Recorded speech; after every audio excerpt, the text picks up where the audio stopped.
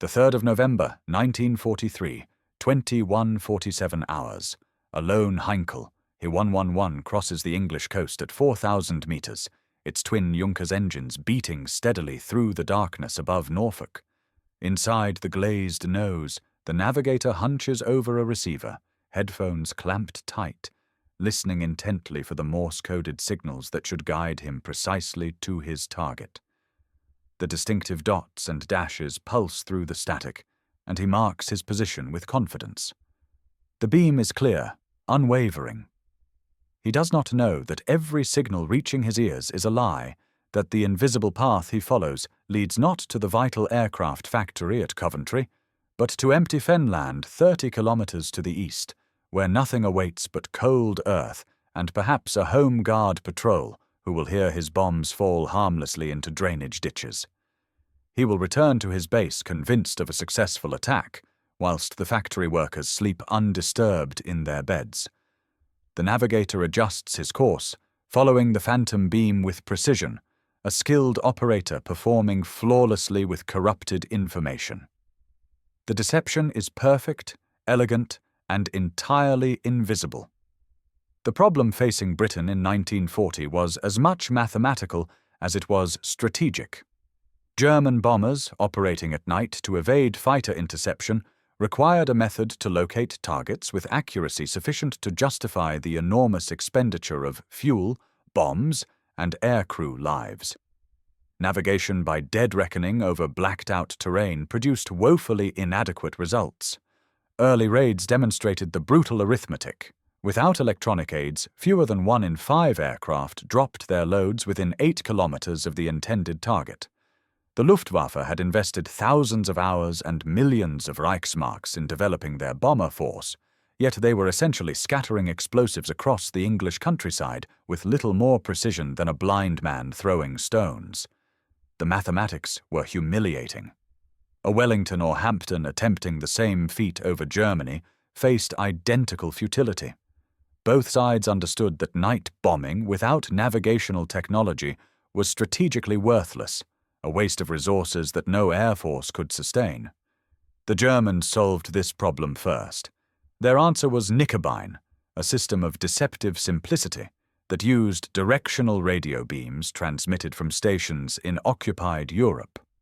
An aircraft following one beam would fly along a predetermined track towards the target. When it crossed a second beam, transmitted at a slight angle to the first, the navigator knew precisely when to release his bombs. The beams themselves were narrow, focused by aerial arrays into corridors just a few hundred meters wide at operational ranges of over 300 kilometers. The bombers already carried standard Lorenz blind landing receivers designed for approaching aerodromes in poor visibility. With minor modifications, these same receivers could detect the Knickerbein beams, which operated on frequencies between 30 and 33.3 MHz. The system required no specialized equipment, no additional training, no heavy apparatus. A pilot listened for a steady tone when centered on the beam, heard dots if he drifted left, dashes if he drifted right. At the intersection of 2 beams, he released his payload. The elegance was remarkable. The Luftwaffe could guide entire formations to specific targets with accuracy measured in hundreds of meters rather than kilometers. British intelligence first learned of Knickerbein through interrogation of a Luftwaffe prisoner in early 1940, though the initial reports were met with considerable skepticism. The concept seemed too good to be true, too simple to be effective. Dr. Reginald Victor Jones, a 28-year-old physicist serving as Assistant Director of Intelligence at the Air Ministry, pursued the matter with characteristic tenacity. Jones had studied physics at Oxford under Professor Frederick Lindemann, later Lord Cherwell, and brought to intelligence work a scientist's instinct for following anomalous data wherever it led. When he examined reconnaissance photographs and prisoner statements, patterns emerged that suggested the Germans had indeed deployed directional beam technology on a scale the British had not anticipated. On 21 June 1940, Jones presented his findings to a meeting chaired by Prime Minister Churchill himself. The evidence was circumstantial but compelling. References in captured documents, odd aerial installations in occupied territory, and the technical feasibility demonstrated by British experiments with similar systems. Churchill demanded immediate action. The British response evolved through 3 distinct phases, each more sophisticated than the last. The first countermeasure, implemented with remarkable speed, involved detecting the German beams and then radiating interference on the same frequencies. This jamming, christened aspirin, began operations in late June 1940, barely a week after Jones's presentation. The jamming transmitters were crude but effective, flooding the beam frequencies with noise that made precise navigation impossible. German navigators found their clear Morse signals dissolving into static, their carefully aligned beams rendered useless. But aspirin was a blunt instrument, and the Germans responded by increasing transmission power and switching frequencies. The electronic battle had commenced, and it would escalate dramatically. The second phase emerged from a more subtle understanding of the enemy's psychology and procedures. Rather than simply jamming the beams, British operators began transmitting false beams on the same frequencies, creating phantom navigation paths that mimicked the genuine signals. This technique, designated meakening, exploited a fundamental vulnerability in the German system. The Knickerbein beams transmitted omnidirectional signals that could be received, amplified, and rebroadcast from locations chosen by the British. A German navigator following what appeared to be a genuine beam might actually be following a British transmission, carefully calculated to lead him away from his intended target. The deception required precise timing and sophisticated equipment. Ground stations across southern England intercepted the German transmissions, delayed them by fractions of a second, and rebroadcast them at higher power. The navigator, unable to distinguish between original and counterfeit signals, followed whichever was stronger. British operators could effectively bend the German beams, redirecting entire bomber streams to empty countryside or defended areas where anti-aircraft batteries waited. The Germans, naturally, were not idle. By September 1940, they had deployed X-Jurat, a more sophisticated system operating on shorter wavelengths around 66 to 75 MHz. X-Jurat used multiple intersecting beams that crossed the target approach path at precisely calculated intervals, allowing the navigator to calculate exact ground speed and release point. Only specialist units of Kampfgruppe 100 were equipped with the necessary receivers, and they operated as pathfinders, marking targets with incendiaries for the main bomber force to follow. The accuracy was extraordinary. Under ideal conditions, X-Jurat could place bombs within a circle of 90 meters radius from 6,000 meters altitude.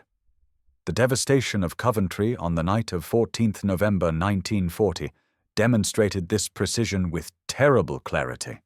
515 people died, and the medieval city centre was effectively destroyed.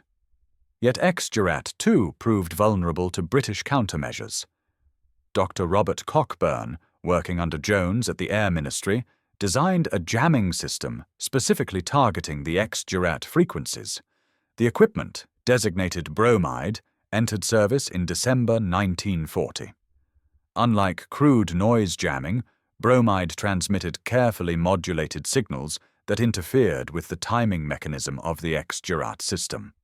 A navigator attempting to use the crossed beams for precise release calculations found his measurements corrupted by false signals that appeared identical to the genuine article. The mathematical precision that made X-Jurat so effective became its vulnerability. By introducing errors of just a few seconds into the timing calculations, bromide could cause bombs to fall kilometers from their intended targets. The electronic arms race continued throughout 1941 with the introduction of Y-Jurat, the most sophisticated German beam system. Y-Jurat was a single beam system that measured the distance of the aircraft from the transmitter by timing the return of a radar-like signal. The ground controller could track the bomber's precise position and radio instructions directly to the crew, telling them exactly when to release their weapons. Only a handful of aircraft from Kampfgruppe 26 carried the complex receivers required for hijacked operation. The system operated on frequencies near 42 MHz and achieved remarkable accuracy when functioning properly. But British monitoring stations had by now become adept at detecting, analyzing, and countering each new German innovation. The countermeasure for hijacked, designated Domino, involved transmitting false return signals that gave the ground controller incorrect range information. The controller, believing the aircraft was still approaching the target, would delay the bomb release order until the bomber had already passed over and was heading away. The Battle of the Beams, as Churchill later called this largely invisible conflict, represented a new form of warfare where mathematical sophistication and electronic ingenuity mattered as much as explosive tonnage or aircraft numbers. The costs of the British countermeasures program were modest compared to the defensive benefits. A bromide jamming station, consisting of modified radio transmitters and directional aerials, cost approximately £3,000 to construct and install.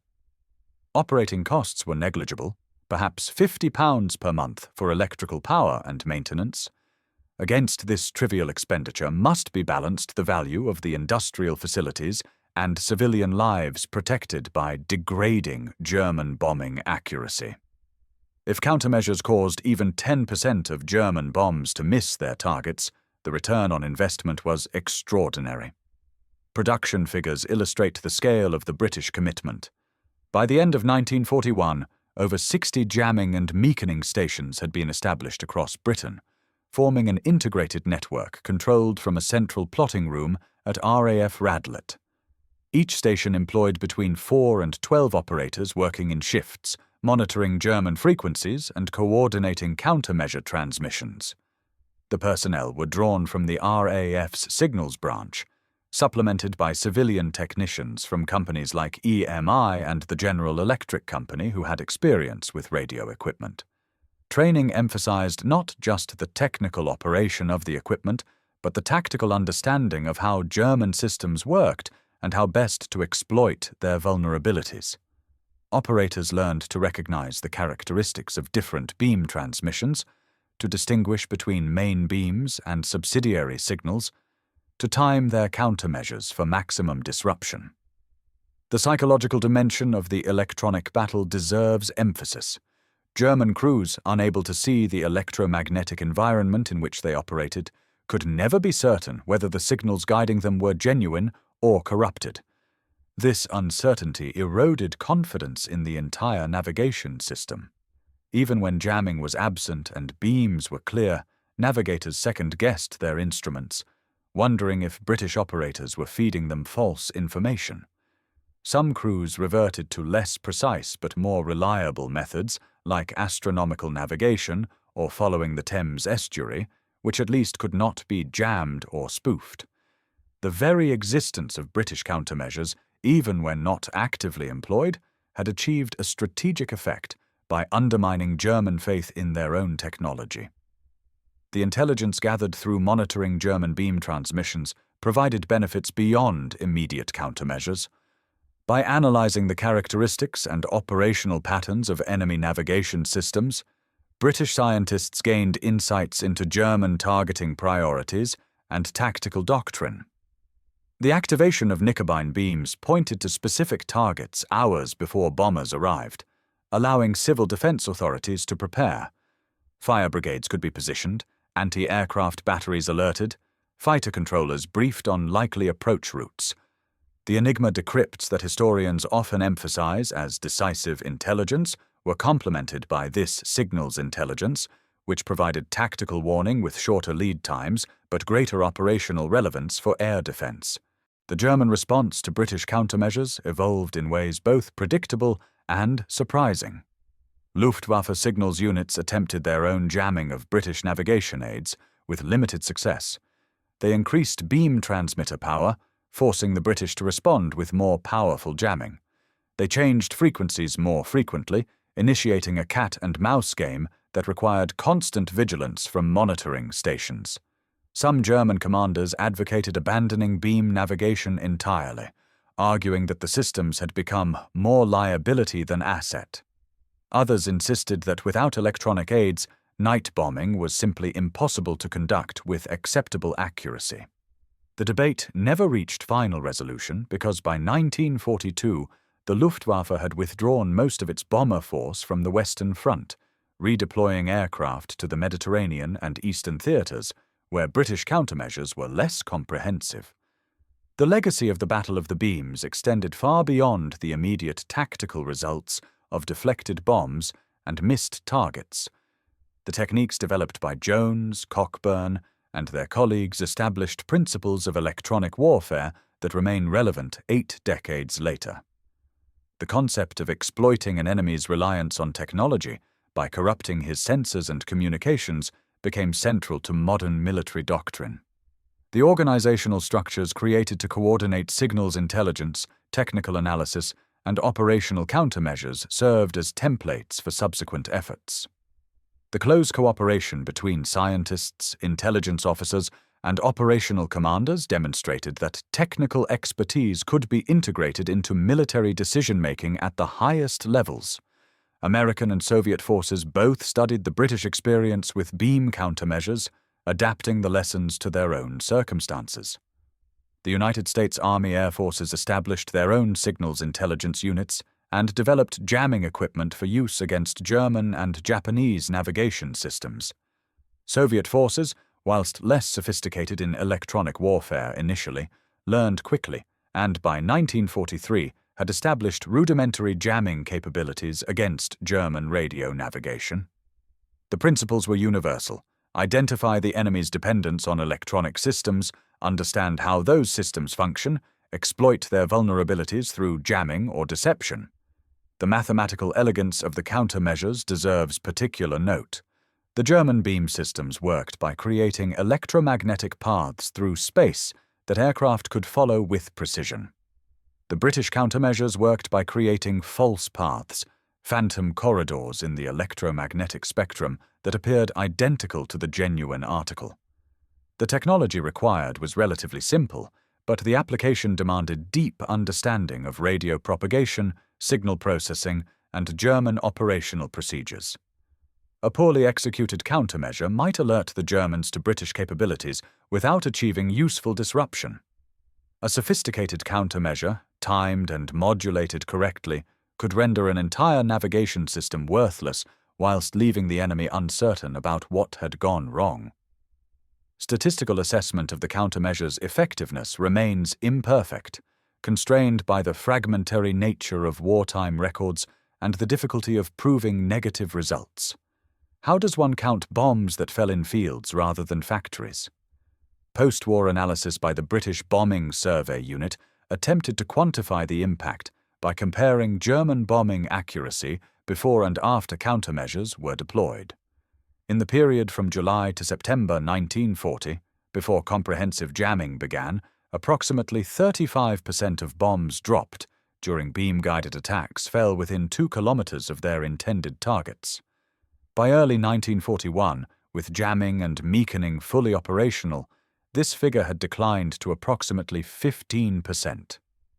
The difference represents hundreds of tons of explosives diverted from strategic targets to open ground, thousands of civilian lives saved, countless hours of industrial production preserved. Yet raw statistics cannot capture the full significance. The Battle of the Beams represented Britain's first major operational success in what would become the wider electronic warfare domain. At a time when German military technology often seemed superior, when panzer divisions had conquered Western Europe and the Luftwaffe had achieved air superiority over France, the ability to neutralize German navigation systems demonstrated that technical ingenuity and scientific understanding could counter material superiority. The symbolic value was substantial. Churchill understood this, which explains why he took personal interest in the countermeasures program and ensured it received priority for resources and personnel. The human stories embedded in this technological competition illuminate the broader narrative. Dr. Jones, thrust into a position of enormous responsibility whilst still in his 20s, navigating the bureaucratic and political complexities of wartime government whilst simultaneously solving novel technical problems. Cockburn and his team of engineers, working in requisitioned buildings with improvised equipment, racing against time to deploy countermeasures before the next German innovation appeared. The anonymous operators in radar stations and jamming facilities across Britain, working through long night shifts, monitoring oscilloscope traces and adjusting transmitter settings, knowing that their invisible efforts saved lives but receiving no public recognition. These individuals exemplified a type of warfare where victories were measured not in territory captured or enemies killed, but in targets protected and casualties prevented. The subsequent evolution of electronic warfare vindicated the British approach. By 1943, both sides employed sophisticated radar jammers, chaff dispensers to confuse enemy radar, and electronic intelligence units to monitor and analyze enemy transmissions. The bomber streams crossing Germany were accompanied by specialized aircraft carrying tons of electronic countermeasures equipment. The D-Day landings employed elaborate electronic deception, creating phantom invasion fleets on German radar screens. The technologies and tactics pioneered in the Battle of the Beams had matured into comprehensive systems that shaped every major operation.